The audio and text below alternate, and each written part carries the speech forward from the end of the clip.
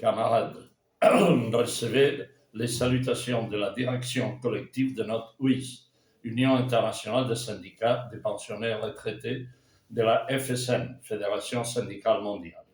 Je veux commencer par remercier votre USM et votre URM parce qu'elles ont accepté d'organiser dans votre ville-État la deuxième conférence européenne des organisations des pensionnés et retraités. La première a eu lieu au Danemark le 16 juillet 2016 pour, comme la deuxième, coordonner les luttes des pensionnaires européens dans la défense de nos droits et revendications. La longue expérience de lutte de l'URM, comme de l'USM, est presque aussi ancienne que celle des pensionnés grecs et la variété d'activités qu'elles réalisent nous ont convaincus que du travail de vos deux organisations, celles des retraités de toute l'Europe, peuvent apprendre de leur expérience. Cette deuxième conférence va se tenir chez vous, avec plus de pays participants que dans la première. On compte déjà avec des réponses positives, ceux de Grèce, Chypre, Italie, Espagne, France, Grande-Bretagne, Irlande, Danemark, Pologne et Russie. Et nous savons que c'est à la dernière minute que certaines se décideront. L'objectif de cette importante conférence, c'est, comme dit l'affiche qui sert à sa diffusion, lutter ensemble contre les mesures capitalistes de l'Union européenne. Comme vous le savez, les organisations précitées mènent les actions des pensionnés et des travailleurs actifs pour défendre le droit à une retraite avec un montant de pension qui puisse assurer une fin de vie digne. Nous appelons vie digne celle que les femmes et les hommes méritent d'obtenir après avoir travaillé toute leur vie. Une vie digne, pour nous, ça signifie maison habitable, nourriture de proximité suffisante et de qualité, santé, culture et transport de proximité, de qualité, gratuit et public. Avec la richesse que nous, la classe ouvrière, nous produisons avec notre travail, il y a suffisamment d'argent pour assurer les frais capables de garantir cette vie digne, surtout si les gouvernements arrêtent d'obéir à l'OTAN et au FMI, Fonds monétaire international, qui, commandés par les grandes multinationales, imposent des dépenses pour aller voler les richesses des ex-colonies. C'est le cas d'Afghanistan, Irak, Libye, Syrie et beaucoup de pays d'Afrique. Ou bien pour refaire les circuits du commerce international. C'est le cas de l'Ukraine. En Europe, c'est l'Union européenne qui impose les mesures dictées par l'OTAN et le FMI. Concernant les pensions, l'Union européenne a approuvé le 22 mars 2022 le règlement d'application obligatoire dans l'ensemble des 27 pays appelés PEP, Plan européen de pensions particulières. C'est une loi en préparation dont le but est d'aboutir à ce que ce soit seulement les grandes banques privées, multinationales financières, présentes dans les 27 pays, qui soient les uniques responsables de verser toutes les pensions des retraités. C'est-à-dire la future, préparée dès maintenant, privatisation totale des pensions. Cette privatisation est accompagnée du retardement de l'âge où on pourra prendre la retraite et de la diminution de la quantité d'argent touchée mensuellement par les retraités. Les mauvais exemples de la gestion du gouvernement français, vous la connaissez bien.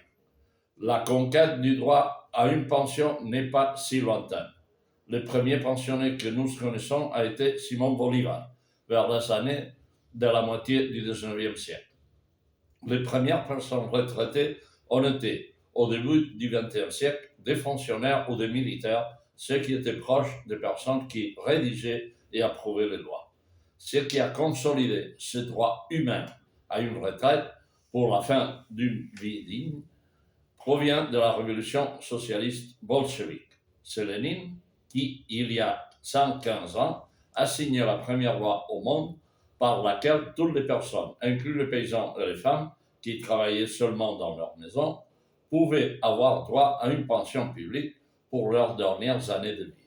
Ce droit humain, qui est inscrit dans la Déclaration universelle des droits de l'homme et dans beaucoup de constitutions, ne s'applique pas comme il le faudrait par les gouvernements des pays capitalistes. Et encore pire, les multinationales qui gouvernent le monde capitaliste, à travers des plateformes politiques qu'elles ont créées, veulent supprimer ces droits et les transformer en une affaire seulement rentable pour les grandes corporations financières privées. Aujourd'hui, ce sont finalement les actuels travailleurs actifs qui sont directement le plus concernés et plus touchés. Nous devons tenir compte qu'aujourd'hui, dans les caisses publiques des pensions des États du monde, il y a plus d'argent, réellement beaucoup plus, que dans les caisses des banques privées. Or, pour surmonter les crises systémiques et structurelles du capitalisme, les multinationales veulent gérer l'argent de ces pensions publiques. Alors, la lutte est bien claire. Les intérêts des grands riches du monde, c'est 1% de la population plus riche que le reste de la population mondiale, plus riche que les 99% restants, veut tout voler encore davantage. Pas seulement avec les bénéfices qui se prennent de notre travail dans l'étape des travailleurs salariés, mais aussi pendant que nous sommes retraités. Comme toujours, pour lutter et gagner les luttes, il faut être bien organisé. Vous le savez bien, vous avez des expériences suffisantes. C'est pour bien lutter syndicalement que le 16e congrès de la FSM, fait à Athènes le mois d'avril 2011, a décidé de créer la UIS, Union internationale des syndicats des pensionnés et retraités. Le premier congrès de cette UIS s'est fait à Barcelone, ma ville, en Espagne, le mois de février 2014. La deuxième à Bogota, Colombie, au mois de février 2019. Nous sommes en train de préparer le troisième congrès de la UIS pour le début de 2024. En préparation de ce troisième congrès, nous sommes en train de tenir les conférences régionales avec les organisations des pensionnés. Fin avril 2022, nous avons fait à La Havane, Cuba, la deuxième conférence des organisations d'Amérique. Les 10 et 11 juin de cette année, nous ferons à Beyrouth, Liban, la deuxième conférence des pays arabes. Le 1er octobre 2023, nous ferons à Kerala, Inde, celle des organisations d'Asie. Comme complément, nous ferons une conférence qui sera virtuelle, vu l'actuelle guerre provoquée par l'OTAN en Ukraine, des organisations des pays qui sont retournés au capitalisme. Et nous attendons une proposition d'un pays d'Afrique pour faire la deuxième conférence des organisations de retraités de ce continent. Je crois que vous comprendrez bien maintenant l'importance de la conférence que nous ferons le 15 juin chez vous avec les organisations de toute l'Europe. J'ajoute que les pensionnaires retraités représentent 20% de la population mondiale et 30% des personnes ayant le droit de vote, ce qui est un facteur important qui peut obliger le gouvernement, si nous luttons, à en tenir en compte.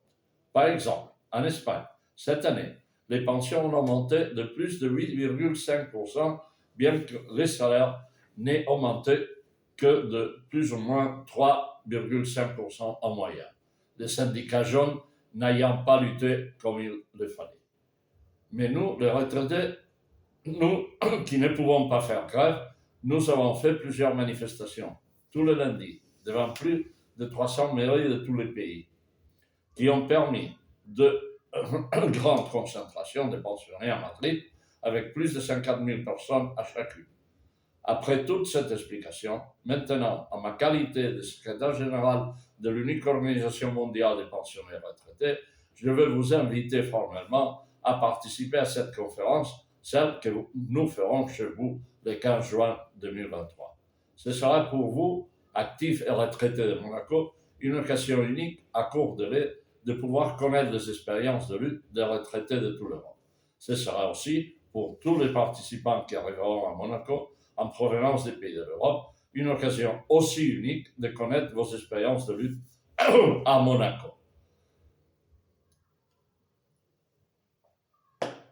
La lutte des pensionnaires retraités actuels est aussi et surtout une lutte pour les droits des futurs retraités. Les nouvelles lois vont toucher davantage les travailleurs actifs actuels que les travailleurs déjà retraités. Vous avez une belle et intéressante expérience. Vous avez deux organisations qui travaillent l'une à côté de l'autre, l'USM et l'URM, qui luttent pour les mêmes objectifs.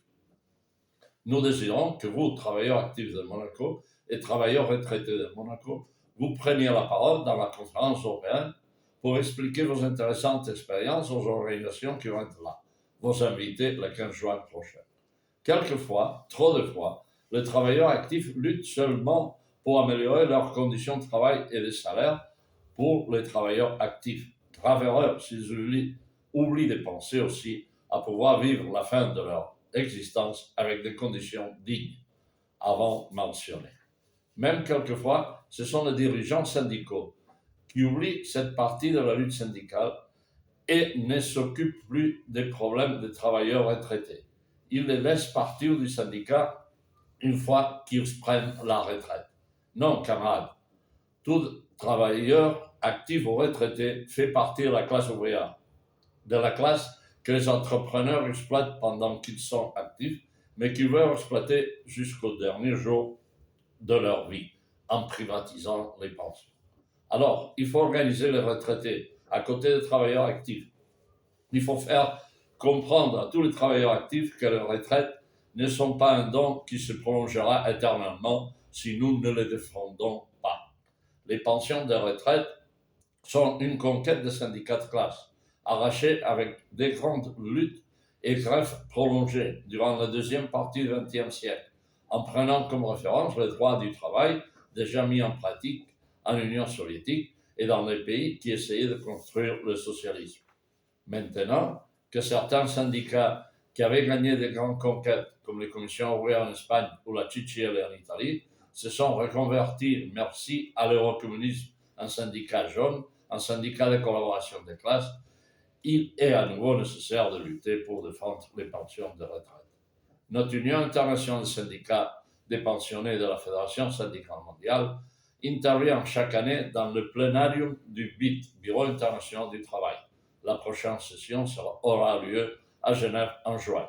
Là, devant l'Organisation internationale du travail, qui réunit les entrepreneurs de toute la planète avec les chefs de gouvernement et les syndicats, nous insistons chaque année, en réclamant à côté des autres intervenants de la Fédération syndicale mondiale, que les personnes qui ne peuvent pas travailler dans un pays capitaliste, car le système économique ne leur permet pas de trouver un poste de travail, et donc sont chômeurs, doivent pouvoir recevoir de l'État capitaliste les montants d'argent qui leur permettent de payer leurs cotisations à la sécurité sociale.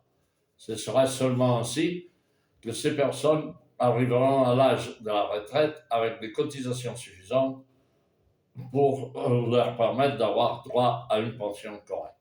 Pour finir, camarades, je crois que vous aurez bien compris que la lutte pour les pensions de retraite qui rendent possible une vie digne à la dernière étape de la vie n'est pas une lutte seulement des personnes déjà retraitées.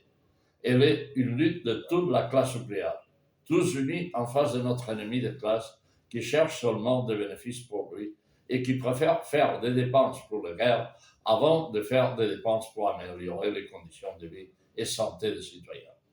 Vous, responsables syndicaux de l'USM, non seulement vous pourrez renforcer votre URM, mais aussi aider toutes les organisations de l'Europe qui défendent les droits des pensionnaires retraités en aidant à la réussite de notre deuxième conférence qui se tiendra chez vous le prochain 15 juin. Je suis sûr que vous le ferez et j'espère vous voir et vous saluer personnellement le 15 juin prochain. Je vous remercie dès maintenant. Vive l'USM, vive l'URM, vive la FSM.